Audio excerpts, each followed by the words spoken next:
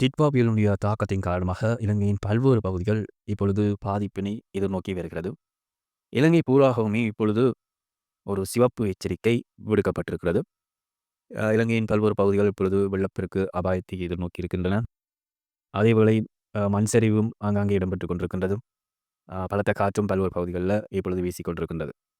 பல்வேறு உயிரிழப்புகளும் இப்பொழுது பதிவாகி இருக்கின்றது. பதுளையில் 11 பேர் இந்த காலநிலை காரணமாக உயிரிழந்திருக்கிறார்கள்.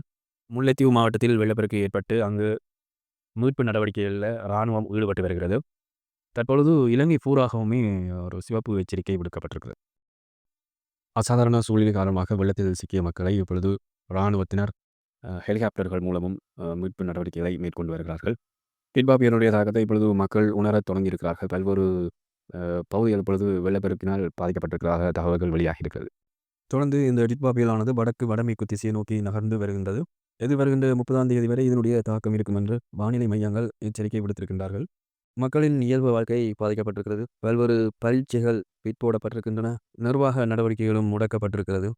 போக்குவரத்து நடவடிக்கைகளும் பாதிக்கப்பட்டிருப்பதாக தெரிவிக்கப்பட்டிருக்குது.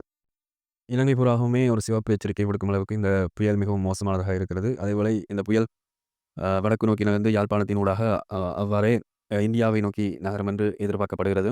இதன்போது அதிக கனமழையும் பலத்த காற்று வீசும் என்று எதிர்பார்க்கப்படுகிறது. எனவே மக்களுடைய பாதுகாப்பு மிகவும் அவசியமான ஒன்றாக இருப்பதுடன் மக்களிடையே ஒரு விழிப்புணர்வும் அதிகளவு இருக்க வேண்டும் என்று அறிவுறுத்தப்படுகிறது.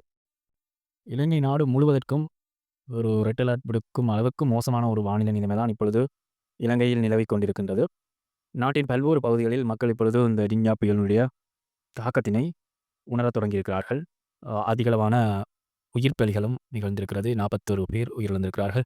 அதேபோல 170 இடங்களில் மண் சரிவும் ஏற்பட்டிருக்கிறது. இலங்கையில் மிகவும் ஆபத்தான ஒரு நிலையைத்தான் இப்பொழுது இலங்கை இருக்கிறது. மக்களுடைய இயல்பு வாழ்க்கை முற்றுமுழுதாகவே பாதிப்படைந்திருக்கிறது இந்த புயலின் காரணமாக. எப்பொழுதும் கனமழையும் அதிக காற்றும் வீசி வருவதாக குறிப்பிடப்படுகிறது. அதேவேளை இப்பொழுது சுனாமி எச்சரிக்கையும் இலங்கைக்கு விடுக்கப்பட்டிருப்பது மிகவும் ஒரு மோசமான நிலைமையை இன்னும் அதிகரித்திருக்கின்றது இலங்கை. இவ்வாறான சூழலில் மக்கள் அறிவுத்தல்களை பின்பற்றி நடப்பது மிகவும் முக்கியமானது. அதோட பொறுப்புடனும் விழிப்புணர்வுடன் செயற்படுமாறு கேட்டுக்கொள்ளப்படுகிறீர்கள். இதுவரை 30ஆம் தேதி வரை இவ்வாறான ஒரு மோசமான காலநிலை நீடிக்கும் என்று எதிர்பார்க்கப்படுகிறது. எனவே மக்கள் தமது பாதுகாப்பை உறுதிப்படுத்தும் வகையில் தமது செயற்பாடுகளை மேற்கொள்வது மிகவும் சிறந்ததாக இருக்கும். தேவையற்ற பயணங்களையும் தேவையற்ற செயற்பாடுகளையும் தவிர்த்துக் கொண்டு விழிப்புணர்வுடன் செயற்படுவது அவசியம்.